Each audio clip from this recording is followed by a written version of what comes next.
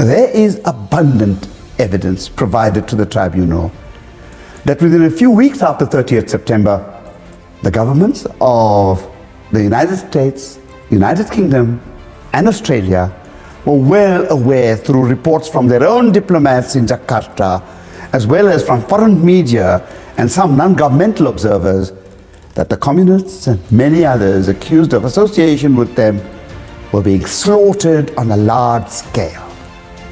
By the beginning of 1966, the numbers which were reliably reported to Washington, London, and Canberra ranged from a minimum of 100,000 to 4 times that count. In April 1966, the chief foreign correspondent of the New York Times, C.L. Schillberger, described the Indonesian killings as, quote, one of history's most vicious massacres, unquote, rivaling in scale and savagery, quote, Turkey's Armenian massacres, Stalin's starvation of the kulaks, Hitler's Jewish genocide, the Muslim Hindu killings following India's partition, the enormous purges after China's communization. In one of the fullest accounts, the experienced US journalist Seymour Topping reported his findings at length in the same newspaper in August 1966. He observed that executions were usually carried out by the military in Central Java, and that the people in East Java and in Bali were incited by the army and the police to kill. We note that in seeking to explain the widespread indifference to the human suffering in Indonesia, academic studies of this period place these events within the broader international context of the Cold War, heightened in Asia at the time by the war in Vietnam. The United States of America, the United Kingdom, and Australia were all complicit to different degrees in the commission of these crimes against humanity.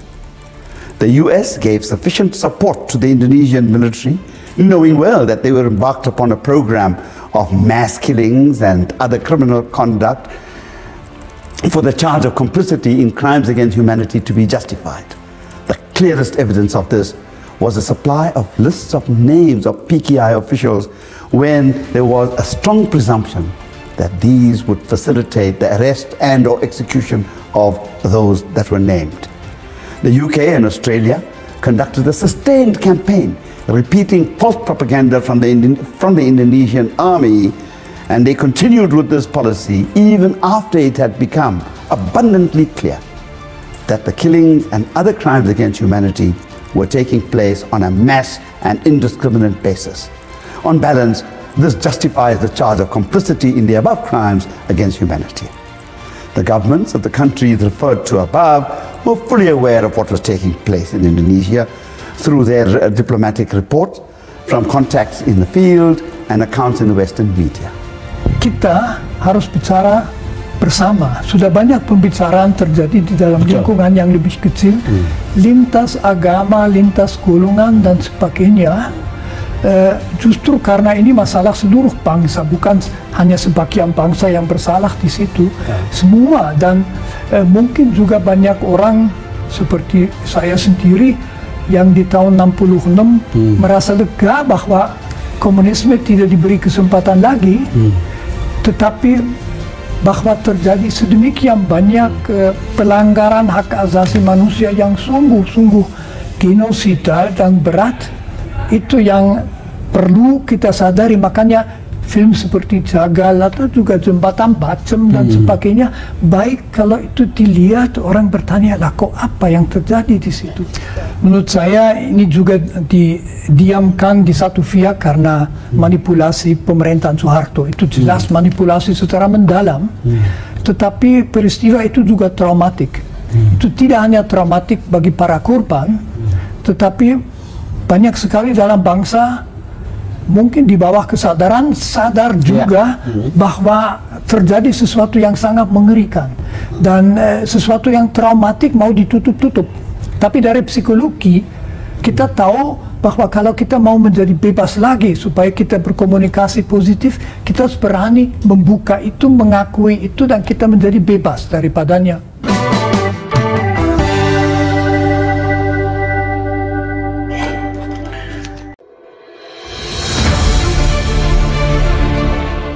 1965, Frans Magnis, peristiwa itu kejahatan terbesar. Ditulis oleh Siswanto dari Suara.com.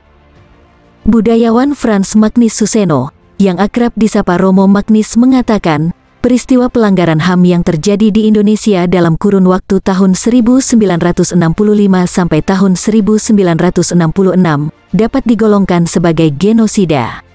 Sebab, kata dia, ketika itu berlangsung usaha pemusnahan terhadap golongan tertentu yang berlangsung secara terorganisir.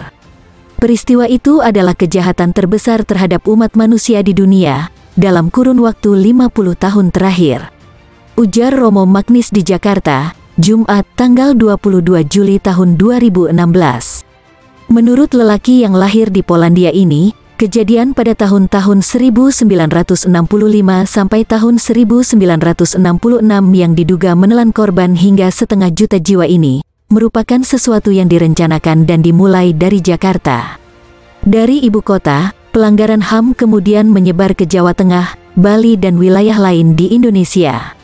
Saya kira ada unsur balas dendam dalam peristiwa itu, tutur Romo Magnis. Adapun tragedi tahun 1965 merupakan salah satu pelanggaran HAM yang dijanjikan Presiden Joko Widodo akan tuntas di masa kepemimpinannya. Selain kerusuhan Mei, Trisakti Semanggi 1 dan 2, penghilangan paksa, Talang Sari Lampung, Tanjung Priok, yang masuk dalam visi misi dan program aksi berjudul Jalan Perubahan untuk Indonesia yang Berdaulat, Mandiri dan Berkepribadian, yang berisi penjabaran dari nawacita. Sebelumnya, Pengadilan Rakyat Internasional untuk kasus pelanggaran HAM di Indonesia pada tahun 1965, dalam keputusan akhirnya yang dikeluarkan pada Rabu, tanggal 20 Juli tahun 2016, juga memvonis Indonesia telah melakukan genosida pada tahun-tahun 1965 sampai tahun 1966, dengan maksud khusus untuk menghancurkan atau membinasakan kelompok tersebut sebagian atau keseluruhan.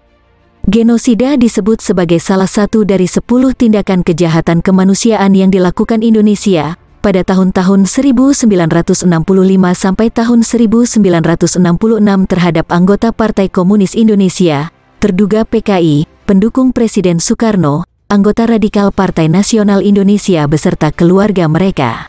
Sidang IPT 1965 yang dipimpin oleh Hakim Ketua Zak Yaakob, pernah menjadi hakim di Mahkamah Konstitusi Afrika Selatan, juga menyatakan pembunuhan terhadap sekitar 400.000 hingga 500.000 orang yang melanggar Undang-Undang KUHP Pasal 138 dan 140, dan Undang-Undang Nomor 26 Tahun 2000 tentang Pengadilan HAM.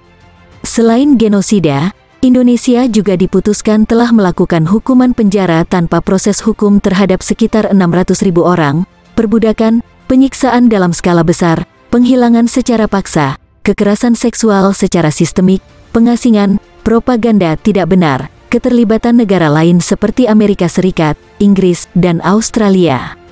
Koordinator IPT 1965, Nur Syahbani Kaca Sungkana mengatakan, hasil akhir keputusan tersebut akan diserahkan kepada Presiden Joko Widodo saat pertemuan dengan korban pelanggaran HAM berat, seperti pernah dijanjikan Presiden melalui juru bicara Presiden, Johan Budi.